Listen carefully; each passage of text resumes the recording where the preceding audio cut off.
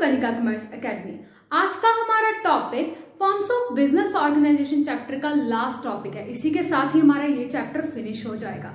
आज का हमारा टॉपिक है कि ऐसे कौन कौन से फैक्टर्स हैं जो कि एक बिजनेस को इन्फ्लुएंस करके चलते हैं। मान लीजिए आपने अगर कोई बिजनेस स्टार्ट करना है, whether it's sole proprietorship, whether it's partnership, cooperative societies, joint Hindu family, joint stock company, कौन सा भी आपने अगर बिजनेस स्टार्ट करना है, देन ऐसे कौन कौन से फैक्टर्स हैं जो कि आपके बिजनेस को इन्फ्लुएंस करके चलते हैं, इफेक्ट करके चलते हैं। या फिर आपको इस चीज में आप इसको ऐसे ले सकते हैं कि ऐसे कौन कौन से फैक्टर्स हैं या फिर ऐसे कौन कौन से बिजनेस हैं, अगर आप उनको स्टार्ट करेंगे तो आपको ये वाले फायदे होंगे या फिर ये वाले नुकसान होंगे। मेनली आज हम उन सारे फैक्टर्स को कंसीडर करेंगे जो कि एक बिजनेस को क्या करके चलते हैं, इफेक्ट करके चलते हैं। आइए देखते हैं। जैसे कि मैंने 3 कॉलम्स बना के रखे हुए हैं। पहले में लिखा हुआ है फैक्टर, सेकंड में मोस्ट एडवांटेजेस, कि अगर हम कोई बिजनेस स्टार्ट कर रहे हैं देन आपको किसमें सबसे ज्यादा एडवांटेज होगी, किसमें सबसे ज्यादा फायदा होगा। And the third one is least advantages, कि ऐसे कौन से बिजनेस हैं जो कि अगर आप करते हैं फैक्टर्स के मुताबिक आपको उसमें क्या हो सकता है, नुकसान हो सकता है या फिर कम फायदा होगा। पहला फैक्टर है अवेलेबिलिटी ऑफ कैपिटल। अगर आप चाहते हैं कि आपके बिजनेस में कैपिटल ज्यादा से ज्यादा अवेलेबल हो, देन आपको कौन सा बिजनेस सेटअप करना चाहिए, कंपनी, क्योंकि कंपनी एक ऐसा फॉर्म ऑफ बिजनेस ऑर्गेनाइजेशन है जिसमें क्या होता है, कैपिटल अवेलेबिलिटी बहुत ज्यादा होती है। ठीक है, इन्वेस्टमेंट आपके पास ज्यादा आती है, खास करके पब्लिक कंपनी में। आप पब्लिक से अमाउंट क्या ले सकते हैं, पब्लिक आपकी कंपनी में अगर क्या करती है, इन्वेस्ट करती है, सब्सक्रिप्शन होती है। और सबसे कम फायदा किसको होता है, सोल प्रोप्राइटरशिप को होता है। सोल प्रोप्राइटरशिप क्या होता है, एक ही पर्सन स्टार्ट कर रहा होता है इस बिजनेस को। एक पर्सन किन किन चीजों में पैसा लगाएगा। पैसे की अवेलेबिलिटी सोल प्रोप्राइटर में सबसे कम होती है and on the opposite side company में बहुत ज्यादा होती है। ठीक है, इन्वेस्टर्स होते हैं, शेयर होल्डर्स होते हैं जो कि क्या करते हैं, आपकी कंपनी में पैसा इन्वेस्ट करते हैं। सेकेंड फैक्टर है कॉस्ट ऑफ फॉर्मेशन, कि अगर आप किसी बिजनेस को फॉर्म कर रहे हैं, बना रहे हैं, सबसे ज्यादा कॉस्ट किस में लगेगी। सबसे ज्यादा कॉस्ट में किस में लगती है, इसमें कंपनी में लगती है। बट सोल प्रोप्राइटरशिप एक ऐसा बिजनेस है जिसमें कॉस्ट सबसे कम लगती है। अगर आपने कोई बिजनेस फॉर्म करना है, सबसे ज्यादा फायदा किसमें है, सोल प्रोप्राइटरशिप में, क्योंकि सोल प्रोप्राइटरशिप को फॉर्म करने में पैसा सबसे कम लगता है, क्योंकि स्मॉल बिजनेस है। ठीक है, इसमें सिर्फ एक पर्सन ही स्टार्ट करता है, एक पर्सन के पास जितनी भी इन्वेस्टमेंट होती है वो अपनी इस बिजनेस में लगाता है। सबसे ज्यादा फायदा किसी भी बिजनेस को सेटअप करने के लिए, अगर आपको चाहते हैं कि कॉस्ट कम से कम आए, तो सोल प्रोप्राइटरशिप आपके लिए सबसे बेस्ट रहेगा। And on the opposite side company बड़े लेवल पे स्टार्ट करते हैं, बड़े मैनेजर्स होते हैं, डायरेक्टर्स होते हैं, शेयर होल्डर्स होते हैं, आपके अंडर इतने सारे एम्प्लॉयज काम कर रहे होते हैं, तो ऑब्वियसली आप कंपनी को बड़े लेवल पे सेटअप कर रहे हैं। अगर आप किसी बिजनेस को बड़े लेवल पे सेटअप कर रहे हैं, देन ऑफ कोर्स आपको क्या चाहिए होगी, कैपिटल अवेलेबिलिटी ज्यादा चाहिए होगी। मतलब उस बिजनेस को फॉर्म करने के लिए, कंपनी को फॉर्म करने के लिए आपकी कॉस्ट भी क्या लगेगी, ज्यादा लगेगी। कंपनी वालों को यहाँ पर थोड़ा सा नुकसान होकर चलता है। नुकसान इस बात का कि उन्हें पैसा थोड़ा सा ज्यादा खर्चना पड़ जाता है फॉर्मेशन के टाइम पे। एंड सोल प्रोप्राइटरशिप वालों को फायदा होता है क्योंकि स्मॉल लेवल का बिजनेस है, तो इतना ज्यादा उनको खर्चा करना नहीं पड़ता। एडवांटेजेस किसमें, एडवांटेजेस में है सोल प्रोप्राइटरशिप में। पार्टनरशिप में भी आपकी कॉस्ट खर्च होती है बट इतनी ज्यादा नहीं होती है। ओके, नेक्स्ट है हमारा ईज ऑफ फॉर्मेशन, कि ऐसा कौन सा बिजनेस है जिसको बनाना, फॉर्म करना, सेटअप करना आसान होता है। देन अगेन सोल प्रोप्राइटरशिप, क्यों, पैसा भी कम लग रहा है, ज्यादा आपको कुछ मतलब कि कह लीजिए लेबर लाने की जरूरत नहीं है, कुछ एक्सपर्ट मैनेजर्स लाने की जरूरत नहीं है, ज्यादा आप मशीनरी नहीं परचेज करें, फर्नीचर नहीं परचेज करें, आपकी कॉस्ट बहुत कम आती है। मतलब इट मीन सोल प्रोप्राइटरशिप को, बिजनेस को बनाना बहुत ही आसान होता है। एंड कंपनी कॉस्ट ज्यादा लग रही है आपकी, इतने बड़े लेवल पे आप सेटअप कर रहे हैं, तो थोड़ा सा इसको फॉर्म करना, सेटअप करना मुश्किल हो जाता है।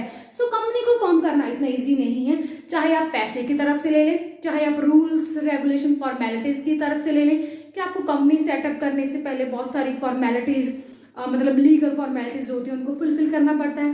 किसी भी वे में ले लें, कंपनी को फॉर्म करना थोड़ा सा मुश्किल पड़ जाता है। फोर्थ है हमारा ट्रांसफर ऑफ ऑनरशिप, कि अगर आपने क्या किया होता है, आपने कुछ कंपनी के केस में आपने कुछ शेयर्स परचेज किए होते हैं, अगर आप चाहते हैं अपनी ऑनरशिप को ट्रांसफर करना, तो सबसे ज्यादा फायदा किसको होता है? पब्लिक कंपनी वालों को होता है। किसमें? Public company, except private company, मतलब सिर्फ पब्लिक कंपनी में ही ऐसा रूल है कि आप बिना किसी परमिशन के अपनी ऑनरशिप को क्या कर सकते हैं? दूसरे पर्सन को ट्रांसफर कर सकते हैं। बट सबसे ज्यादा नुकसान किसको होता है? पार्टनरशिप को होता है। अगर मान लीजिए पार्टनरशिप में एक पार्टनर चाहता है कि वो अपनी ऑनरशिप को दूसरे पर्सन को ट्रांसफर करे, बट वो ऐसा नहीं कर सकता। अगर उसने अपने शेयर्स को ट्रांसफर करना है, अपनी ऑनरशिप ट्रांसफर करनी है, देन उसको क्या करना पड़ेगा? बाकी पार्टनर्स की कंसेंट चाहिए होगी। अगर बाकी पार्टनर्स इस चीज से सहमत हैं, आपको कंसेंट देते हैं, देन ही आप ट्रांसफर कर सकते हो अपने शेयर्स या फिर अपनी ऑनरशिप, अदरवाइज नहीं। तो यहाँ पर थोड़ा सा नुकसानदायक हो जाता है कि आप अपनी मर्जी से नहीं कर सकते। कर तो आप प्राइवेट कंपनी में भी नहीं सकते, बट पब्लिक कंपनी आपको यहाँ पर सबसे ज्यादा फायदा देगी कि आप अपनी मर्जी से क्या कर सकते हैं? ट्रांसफर कर सकते हैं। फिफ्थ पॉइंट है मैनेजरियल स्किल। मैनेजरियल स्किल में सबसे ज्यादा फायदा किस बिजनेस को होगा? कंपनी को। कंपनी बड़े लेवल पे सेटअप हो रही है। अवेलेबिलिटी ऑफ कैपिटल किसमें ज्यादा है? कंपनी, मतलब कंपनी के पास सोर्सेज बहुत ज्यादा है। अगर कंपनी के पास अच्छा खासा पैसा है, इन्वेस्टर्स अच्छी खासी अमाउंट मतलब कि इन्वेस्ट कर रहे हैं, आप इनमें बड़े लेवल पे सेटअप कर रहे हैं, देन आप पैसे अफोर्ड कर सकते हैं मैनेजर्स पे लगाना, एक्सपर्ट पर्सन पे लगाना। आप पैसा लगा सकते हैं कि आप अपनी कंपनी के लिए एक्सपर्ट पर्सन को चुन कर लाएं। ठीक है, कंपनी में एक्सपर्ट्स की कोई कमी नहीं होती, क्योंकि आप अच्छी खासी उन्हें पे दे रहे होते हैं, उनकी सैलरी अच्छी खासी होती है। सो कंपनी अफोर्ड कर सकती है, क्योंकि कंपनी के पास सोर्सेज ज्यादा होते हैं। सो कंपनी मैनेजर स्किल्स को अपने बिजनेस में लाना अफोर्ड कर सकती है। On the opposite side, sole proprietorship afford नहीं कर सकती। एक इंसान है, कहाँ कहाँ पैसा लगाएगा?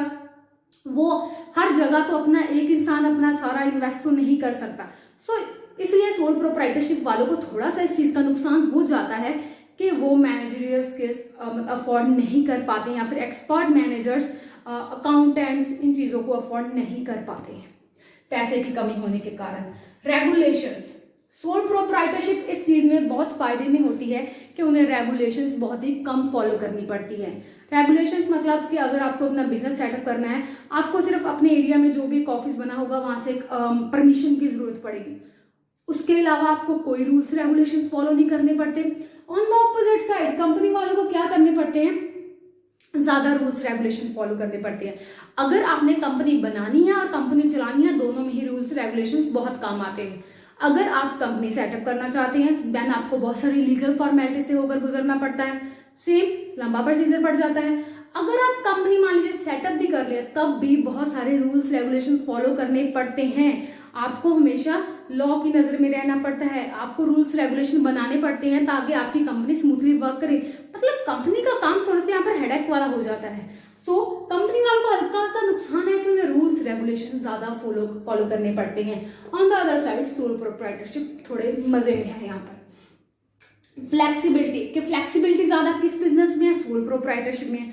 सेम, अगर आपको कुछ ट्रांसफर करना है, कुछ भी चेंज करना है, कोई डिसीजन लेना है, सोल प्रोप्राइटरशिप को किसी की परमिशन की जरूरत नहीं पड़ती, क्योंकि वो इकलौता ऑनर है। वो चाहे जो मर्जी करे, अपने बिजनेस चेंज करे, मतलब प्लेस चेंज करे, कुछ नया सामान लेकर आए, किसी भी चीज में उसको परमिशन की जरूरत नहीं पड़ती। मतलब कि फ्लेक्सिबली आप अपने बिजनेस में कुछ भी चेंजेस कर सकते हैं। On the opposite side, company वालों को सेम, आपको इन्वेस्टर से सलाह करनी पड़ती है, डायरेक्टर से सलाह करनी पड़ती है, मैनेजर्स को लाना पड़ता, मतलब आप अकेले कुछ नहीं कर सकते हैं। अगर आपको हल्का सा भी अपनी कंपनी में कुछ चेंज करना है, पहले तो आपको देखना पड़ेगा कि आप सही कर रहे हैं, लीगली ये सब एक्सेप्टेबल है या नहीं। उसके बाद आपको इन्वेस्टर्स से, शेयर होल्डर्स जो होते हैं उनसे परमिशन लेनी पड़ती है, मैनेजर से बात करनी पड़ती है, ये सही रहेगा। मतलब इतनी जल्दी फ्लेक्सिबली आप मतलब चेंज नहीं कर पाते, फ्लेक्सिबिलिटी थोड़ी सी कम होती है।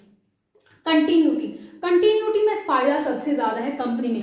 कंपनी का रूल क्या कहता है? कोई आए कोई जाए, कोई मरे कोई जिए, कोई फर्क नहीं पड़ता है, कंपनी कंटिन्यू चलती रहेगी। अगर कंपनी का मान लीजिए कोई मेंबर मर भी जाता है, ठीक है, या फिर इंसॉल्वेंट हो जाता है, कुछ भी रीजन, या फिर वो कंपनी छोड़ के चला जाता है, उस एक इंसान के लिए कंपनी कभी नहीं रुकेगी, कंपनी चलती ही रहेगी। On the opposite side, sole proprietorship वाले में एक ही पर्सन है, वही बिजनेस कर रहा है। अगर मान लीजिए वो ही मर गया या बीमार हो गया, देन बिजनेस कौन करेगा?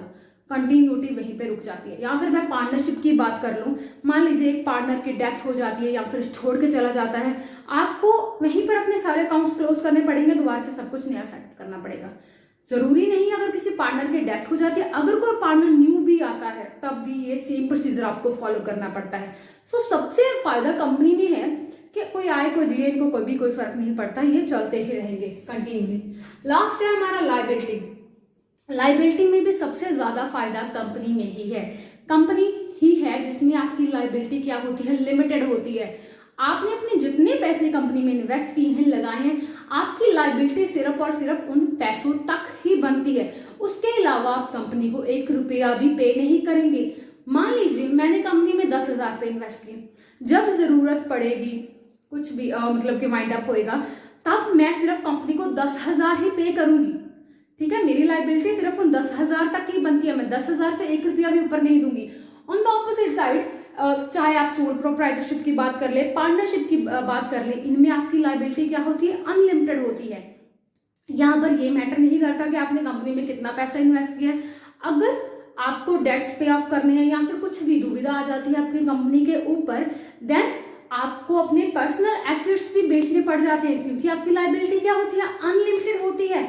अगर बिजनेस में लगाया हुआ पैसा, सोल प्रोप्राइटरशिप की बात कर लें या फिर पार्टनरशिप की बात कर लें, बिजनेस में लगाया हुआ पैसा कम पड़ रहा है, तो वो आपको बोल सकते हैं कि आप अपने पर्सनल एसेट्स बेच दो। ठीक है, मतलब यहाँ पर आपका रिस्क इन्वॉल्व होता है, इसलिए यहाँ थोड़ा सा नुकसानदायक है, मतलब कि लायबिलिटी के मामले में सोल प्रोप्राइटरशिप या फिर पार्टनरशिप को स्टार्ट करना। सो ये 9 मेन फैक्टर्स हैं। इसके अलावा भी बहुत सारे होंगे, मैं ये नहीं कहती सिर्फ 9 ही हैं, इसके अलावा भी बहुत सारे फैक्टर्स होंगे, बट ये क्या है, थोड़े से इंपॉर्टेंट है जो मेनली कंसीडर किए जाते हैं। सो ये वो 9 फैक्टर हैं जो मेनली अफेक्ट करते हैं, या फिर इनसे आपको थोड़ा सा आइडिया हो सकता है कि हाँ, मान लीजिए अगर मैं ये बिजनेस स्टार्ट कर रही हूँ तो इसमें थोड़ा सा फायदा है, अगर मैं ये कर रही हूँ तो उसमें मुझे नुकसान हो सकता है। मतलब आप थोड़े से अवेयर होकर चलते हैं। या फिर मैं बोल दूं, अगर आपने बिजनेस स्टार्ट करना है तो प्लीज इन फैक्टर्स को कंसीडर जरूर करिएगा, आपको हेल्प होगी। सो ये था हमारा फॉर्म्स ऑफ बिजनेस ऑर्गेनाइजेशन का लास्ट टॉपिक। इसी के साथ ही हमारा ये चैप्टर एंड होता है। अगर आपको मेरी वीडियो अच्छी लगी हो या फिर कोई भी सजेशन हो, आप कमेंट बॉक्स में लिखिएगा, लाइक करिएगा, शेयर करिएगा, प्लीज मेरे चैनल को सब्सक्राइब भी करिएगा। Thank you so much.